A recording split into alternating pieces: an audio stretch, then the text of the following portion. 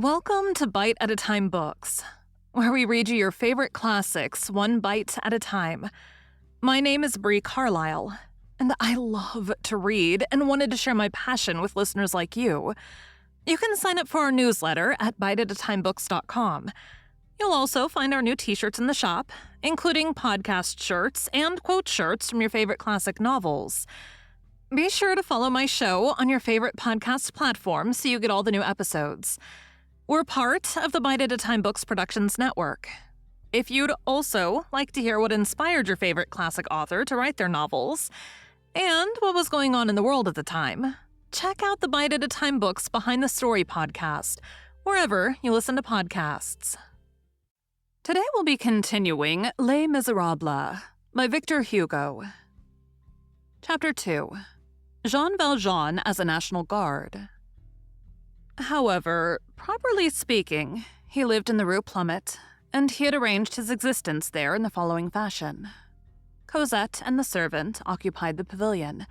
She had the big sleeping room with the painted pier glasses, a boudoir with the gilded fillets, the justice's drawing room furnished with tapestries and vast armchairs. She had the garden. Jean Valjean had a canopied bed of antique damask in 3 colors and a beautiful Persian rug purchased in the Rue du Figuier St. Paul at Mother Gaucher's, put into Cosette's chamber, and in order to redeem the severity of these magnificent old things, he had amalgamated with this bric-a-brac all the gay and graceful little pieces of furniture suitable to young girls. An etagere, a bookcase filled with gilt-edged books, an inkstand, a blotting book, paper, a work table encrusted with mother-of-pearl, a silver gilt dressing case, a toilette service in Japanese porcelain, long damask curtains with a red foundation and 3 colors like those on the bed hung at the windows of the first floor.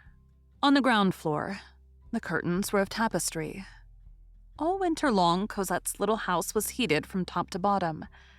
Jean Valjean inhabited the sort of porter's lodge which was situated at the end of the back courtyard, with a mattress on a folding bed, a whitewood table, 2 straw chairs, an earthenware water jug, a few old volumes on a shelf, his beloved valise in one corner, and never any fire.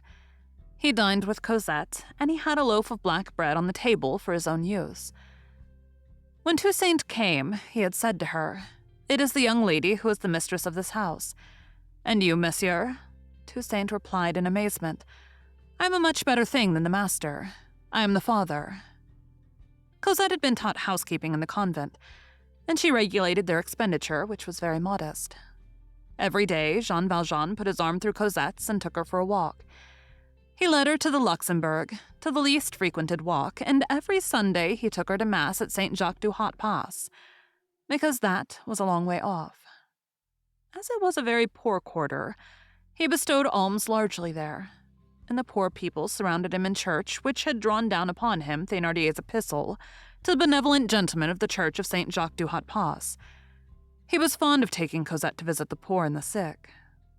No stranger ever entered the house in the Rue Plumet. Toussaint brought their provisions, and Jean Valjean went himself for water to a fountain nearby on the boulevard.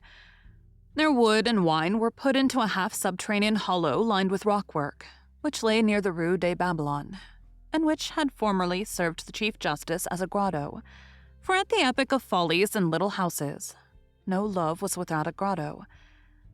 In the door opening on the Rue des Babylons, there was a box destined for the reception of letters and papers.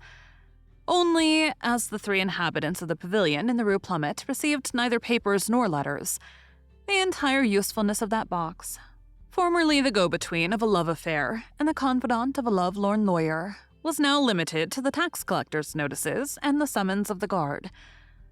For Monsieur Fauchelevert, independent gentleman, belonged to the National Guard. He had not been able to escape through the fine meshes of the census of 1831. The municipal information collected at that time had even reached the convent of the Petit Picpus, a sort of impenetrable and holy cloud, whence Jean Valjean had emerged in venerable guise and consequently worthy of mounting guard in the eyes of the town hall. 3 or 4 times a year, Jean Valjean donned his uniform and mounted guard. He did this willingly, however. It was a correct disguise, which mixed him with everyone, and yet left him solitary. Jean Valjean had just attained his 60th birthday, the age of legal exemption, but he did not appear to be over 50. Moreover, he had no desire to escape his sergeant major nor to quibble with Count de Lobau. He possessed no civil status. He was concealing his name. He was concealing his identity. So, he concealed his age. He concealed everything. And as we have just said, he willingly did his duty as a National Guard. The sum of his ambition lay in resembling any other man who paid his taxes. This man had for his ideal within the angel, without the bourgeois. Let us note one detail, however. When Jean Valjean went out with Cosette, he dressed as the reader has already seen, and had the air of a retired officer. When he went out alone, which was generally at night, he was always dressed in a working man's trousers and blouse, and wore a cap which concealed his face. Was this precaution or humility? Both. Cosette was accustomed to the enigmatical side of her destiny, and hardly noticed her father's peculiarities. As for Toussaint, she venerated Jean Valjean and thought everything he did right. One day, her butcher, who had caught a glimpse of Jean Valjean, said to her, "That's a queer fish." She replied, "He's a saint."